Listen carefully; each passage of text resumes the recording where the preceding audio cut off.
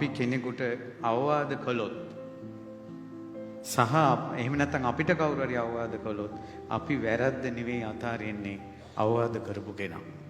එයා හැම වෙලාවෙම එක ඒවා කියන්න එනවා මං එයාට කැමති නැහැ. අර තමන්ගෙන් වෙච්ච වැරද්ද අතාරින්නේ කියපු කෙනා අතාරිනවා.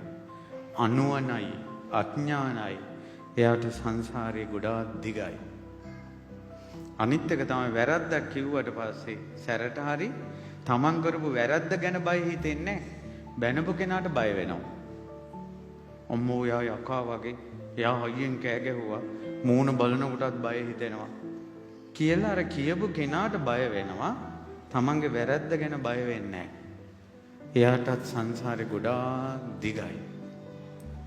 නිදීනංව පවත්තාරං යම් පස්සේ වජ්ජ දස්සෙනං නිග්ගහ්‍ය වාදින් මේදාවින් තාදිසම් පණ්ඩිතම් බජේ. නිධානයක් පෙන්නනවා වගේ වැරද්දට ගරහලා වැරද්ද පෙන්නලා දෙන පණ්ඩිතයෝ ඇසුරු කරන්න. නිග්ගහ්‍ය වාදින් මේදාවෙන් තාදිසම් පණ්ඩිතම් බජේ තාදිසම් බජ මානස්ස සෙය්‍යෝ හෝති න පාපයෝ. එවැනි සැරට හරි කරුණු කියලා වැරද්ද පෙන්නන කෙනෙක් ඇසුරු කළොත් එයාට නම් අයහපතක් වෙන්නේ යහපතක්මයි වෙන්නේ. ඔන්න පාරේ මැද මිනිස්සු ඉන්න අපේ පුතෙක් ඉන්නවා කියන්නේ ඔයාගේ පුතා පාරේ මැද ඉන්නවා සෙල්ලම් කරනවා. අරින් වේගෙන් වාහනයක් එනවා. ඉක්මනට දුවලා ගිහිල්ලා අපි ඇදගෙන ඇවිල්ලා කනටක් ගහනවා කොහෙද යන්නේ කියලා.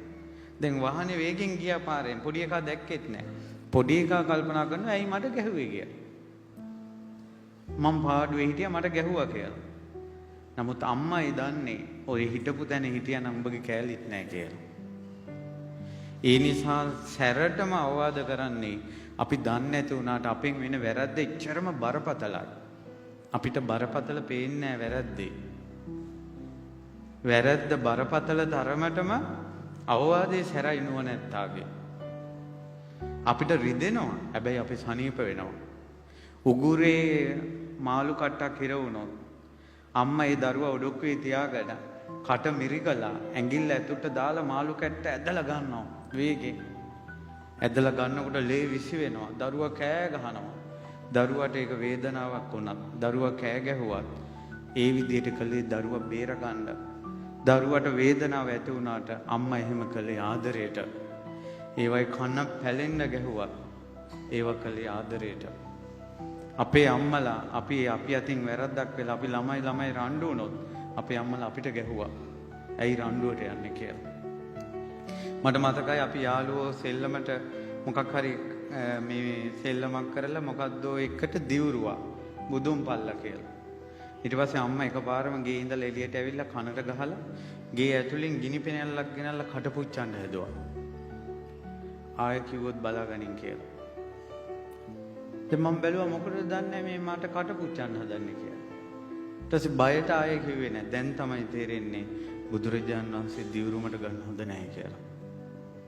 ඒ වගේ අම්මලා තාත්තලා ඔච්චර සැර වෙන්නේ දුවේ පුතේ ආදරය නිසා. ගුරුවරු ඔච්චර සැරට අවවාද කරන්නේ අපිව බේර ගන්න ඕන නිසා. ඒ වුණාට අපිට ඒක තේරෙන්නේ නැහැ. එච්චර අඥානයි, එච්චර අදූරදර්ශී.